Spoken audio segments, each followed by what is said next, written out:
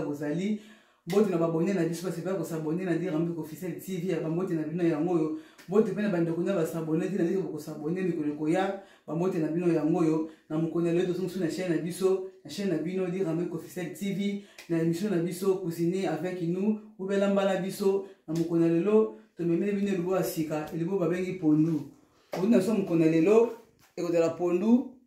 et de l'accompagner na Thompson. Mais pour nous réaliser pondu na ngai, on a besoin d'épices que vous allez comprendre awa, on a besoin de courgettes, on a besoin de concombre, on a besoin d'aubergine, on a besoin de poiron, on a besoin de ndembi, on a besoin de pilipili vert, on a besoin de litungulu, puis on a besoin d'ail, on a besoin d'ail, on a besoin de solo, on a besoin de pichard,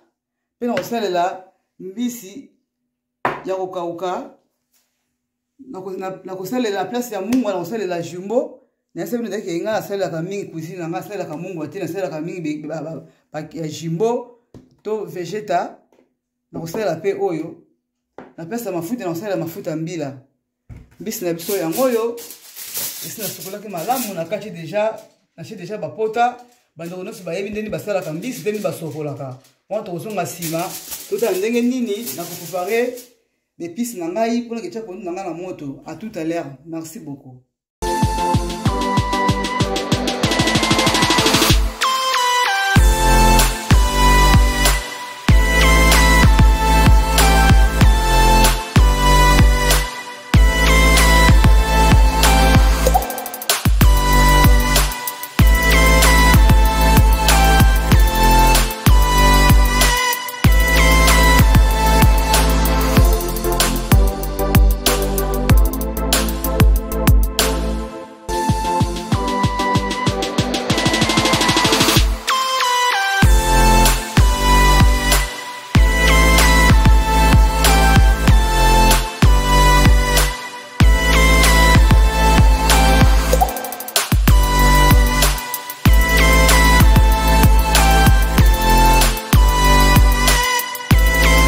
Na bongisi yango yo pona soto kolamba yango yo ezapeli sina chez déjà na kata nzungu et comme siko pona ta épice na kati ya pondu na ngai ta musolo ke mama bele dishi pondu za mukene ni cheba épice belé na cheba épice belé parce que ba pona sur ya poto et ça va pondu moko fo tira mo mayele soki o cheba épice belé te et mara bien te et moi na cheba épice o na légumes za ngo bien pona kolia ce qu'on a dit ko lega na ta ba na ko ta na aubergine na ngai tu as aubergine na ngai ache concombre na ngai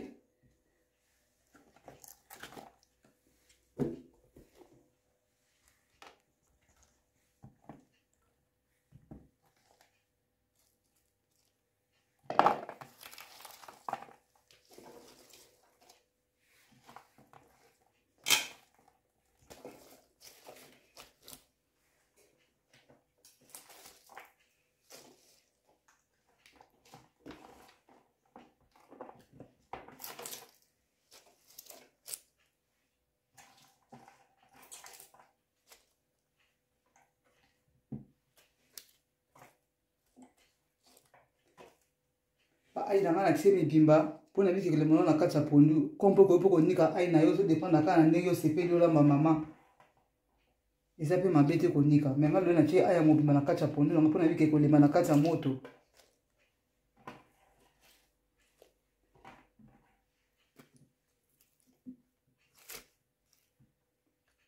J'espère ba épice na ngana so na kati ya pondu na yango na tie na le kasoko cha mai na ngai pona cha pondu na ngana moto. Mais le qu'on a retiré kaka na kotia sima ezaka ragise mbisi nanga ko kauka na pichard na ngai na mafuta na ngai nde na kotia mo sima na jumbo na ngai na végétal na bilo na kotia na sima parce que yango na tiki awa donc monsieur na pour le moment les anons boy et toke et les ballons pendant 1 heure du temps après le reste bilo na kotia sima on te coûte un moko tu nous tient la moto. Merci beaucoup.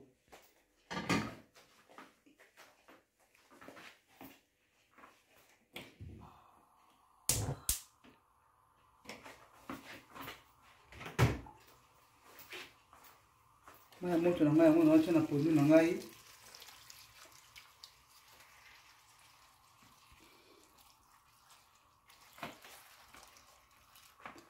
nga boye koki na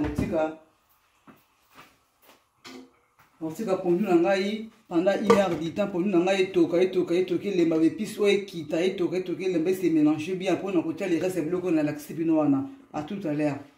Pondu na ngai na moto eza kotoka nyonso kosala mbisi na ngai mpona réaliser Thomson so kotumba lelo ndenge nasaki bino na video ke pondu na biso mokolo ezala accompagné na Thomson na kotumba. Mpona réaliser Thomson so kotumba na kozala besoin ya poiron, nous avons besoin de ndembi, nous avons besoin de céleri, nous avons besoin d'ail, nous avons besoin de paprika, nous avons besoin de ginger, tangawizi, nous avons besoin de poussière, nous avons besoin de muscade, nous avons besoin de mafuta d'huile d'olive, puis nous avons besoin de citron pour bon ça Thomson na biso, nous avons besoin de litungulu, puis nous avons besoin de piment vert, nous avons besoin de solo. On se retrouve à moko à tout à l'heure tout à ndenge na ko tout a bépice na ngai pona bana ko na ko mixa ngona Thomson na biso à tout ngai yango na niki malamu siko na sosa mélange na ngai pona se na mélange ngona ba ingrédients na ngai poudre.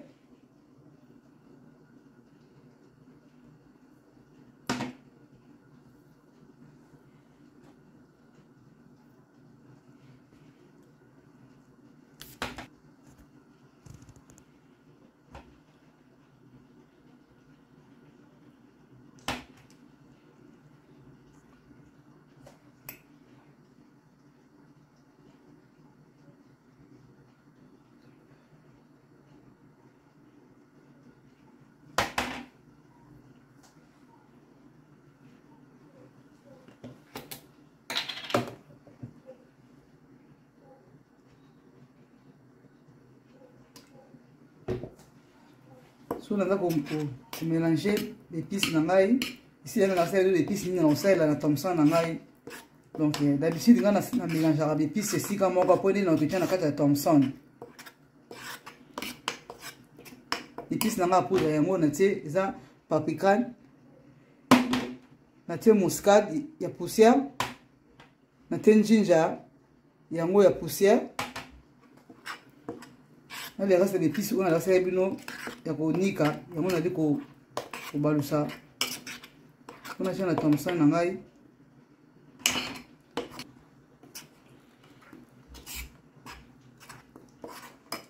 pe na otia jimbo na ngai bo sala sa bino jimbo na ngai yango na otia jimbo na ngai yango na otia jimbo na ngai pour le type de Thomson na to be ba Thomson minene donc ese na fo pe panine kota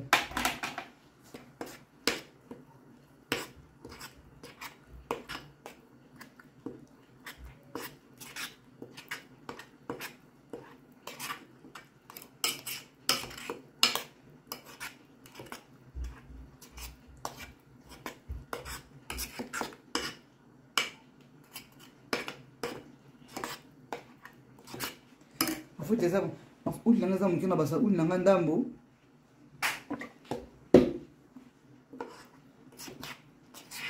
no mo negi ba épice na ngana ngotula Thomson na ngandi na niki yango komisa ko tumba singa ka fo épice ba nika ngo malamu po ekota na kati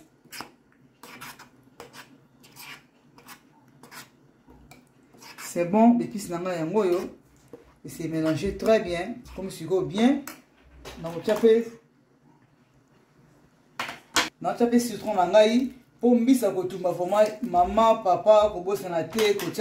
kocha citron po citron ça wana zo boma zei peso pesa goût na mbisi ezo réduit pe ba graisse na nzoto na biso na te citron mobimba po mbisa ça ebele citron ça très bien na nzoto.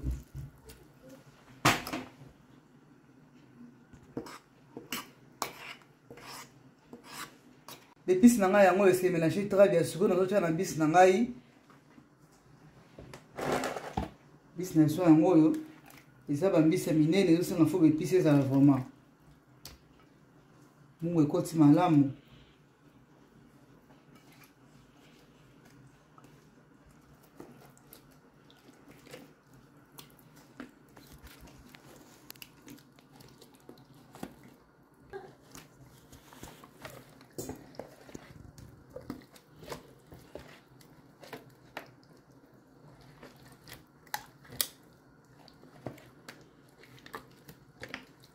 kolamba ba mama ba yekolaka kolamba ça yango pasi te soza na volonté ko améliorer cuisine na yo parce que na kolamba ko changer biso nyonso oyo tozaka koyekola moto akokana nyonso asali te tozaka koapprendre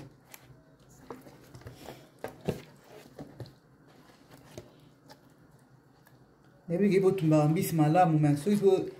ozwi mpe un mpe sepa na ngai eza mpe malamu te ndeko na yo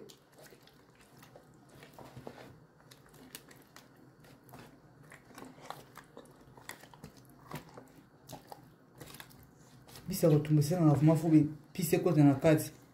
po ntango kotumba ntango kebele boyoka yango bien na monoko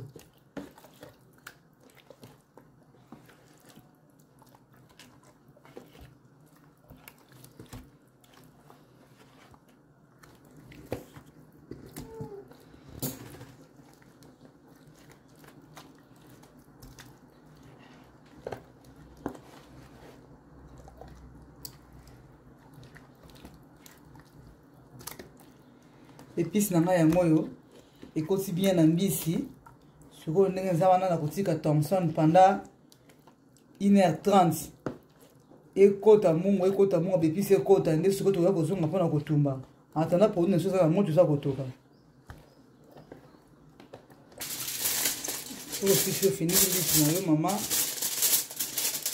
tika yango pendant 1h30 mungu ekota bepisi ekota po tokoya kotumba yango nsima. À tout à l'heure, maman. La zone de sous, après avoir aussi la peau, n'a il y a des à moto, la zone sous qu'on a la peau, n'a pas les amis kotoka. Maman, ce que pour une nana et kiti,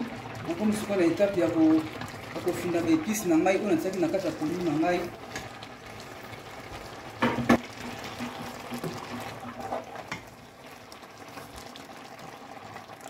Là, au final, aïe, n'a pas na pondu, parce que ça qui aïe, il dit la pondu.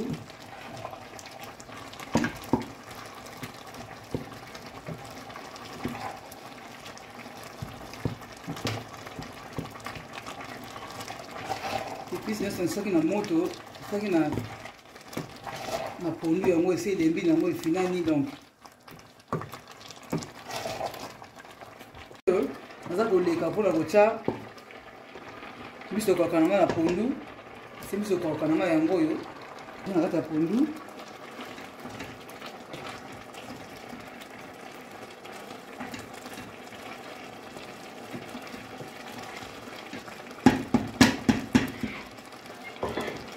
pour chaque pichard na ngai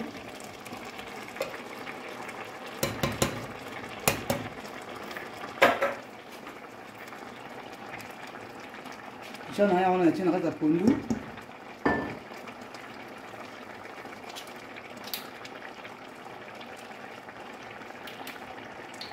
natie mafuta na ngai natika nano boye mafuta na ngai nano boye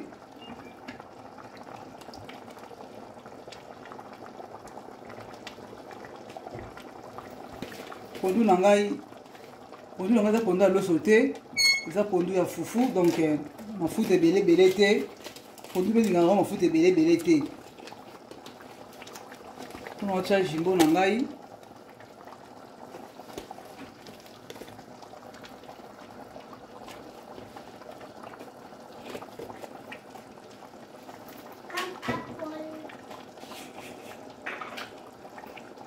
otya mpe vegete na nga ndambo ekoki boye soki na kotika pondu na nga susu encore 45 minutes etoka mafuta esila so na mobesu esi emélange bavegete oyo natie sikoyo na bajimbo natie sikoyo ebela malamu comme ça toka kokuta na nsima totala ndenge nini elipi na ngai après 1h30 minutes ya kotika yango mungu ekota bepisi ekota na fondi mpe daya four na ngai ekomi déjà prêt comme sikoyo oredi mpona ketia mbisi na ngai nakotia nano mwa wili mwa mokie na plateau na ngai ya four mpo naza na besoin mbisi na ngai ekangama na plateau te naza na besoin mbisi na ngai epanzana te ebima bien natie na wili ya mokie na plateau na ngai ya four sikoyo nakoleka kotia mbisi na ngai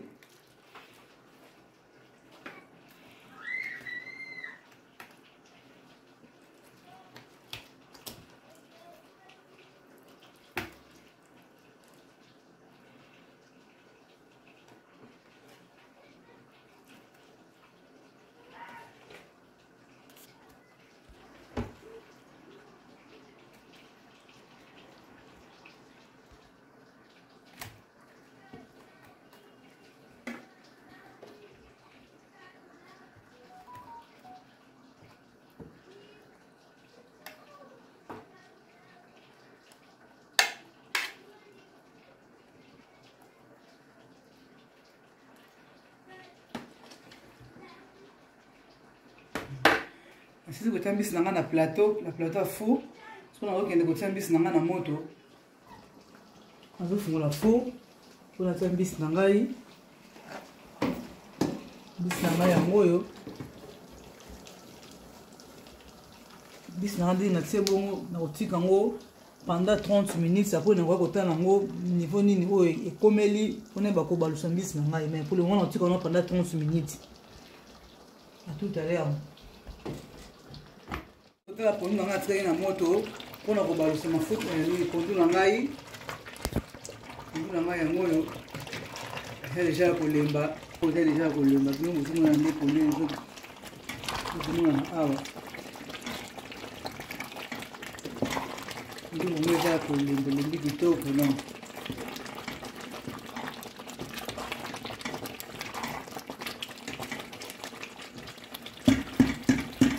nakotika su mwa 10 minutes po ndenge nanga kokitisa tout à l'heure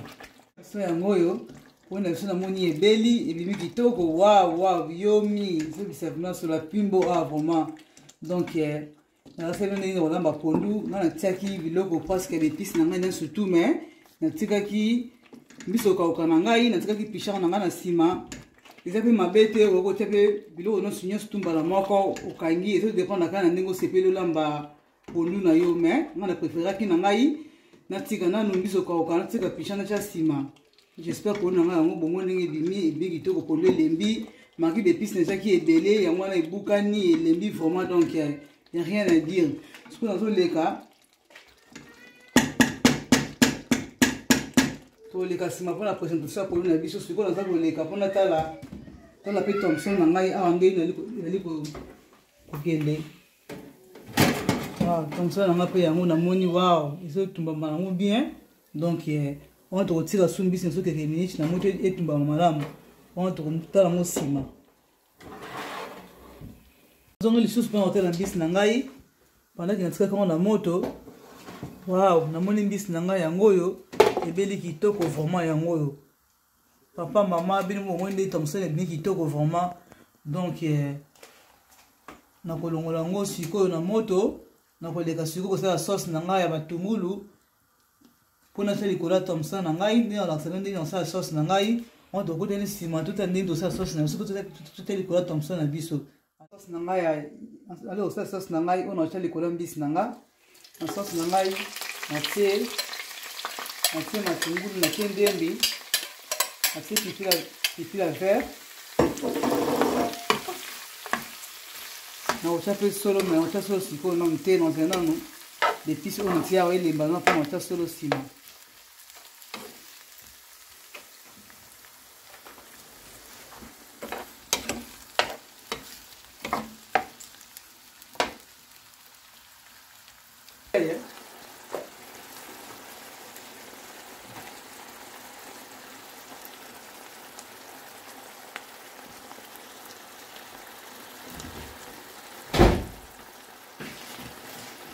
namoni sikoyo sauce ya matungulu na ngai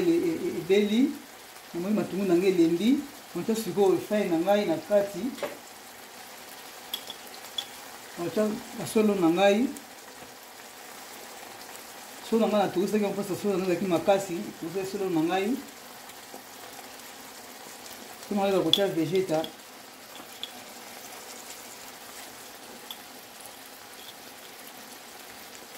na biloko na ngai namoni j'espère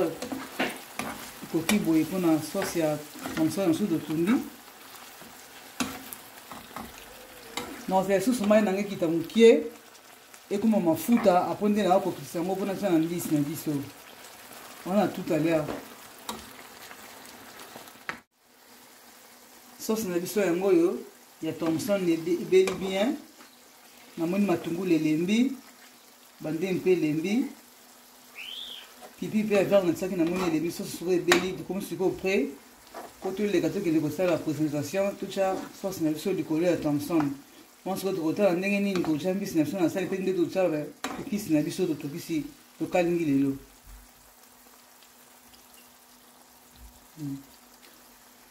wana tokoti ndenge na présentation totala ndenge totia biloko na biso na sani biloko na biso yango oyo pomoni pondu na so ndenge ebeli pondu ebeli kitoko tomoni mpe ton sens ya kotumba ebimi très bien bandeko toyekola tomema un piece na cuisine soki osala bien epa na biso mokona lelo yango tobongisaki thomson na kotumba na pondu na biso yango oyo soki cuisine na ngai ememi lelo un piece na cuisine na yo ndeko kobosana te kosabone kolike kokomante esika bareproche ezali eza welcome bosabone na chaîne ya ndeko na bino Dirambek Officiel TV po à chaque fois ntango tolinga tolamba bozala na facilité komona barepas tomemeli bino. Merci beaucoup Penda. Moi tokuteni mbala nsima. Bye bye bye bye bye bye bye bye bye bye.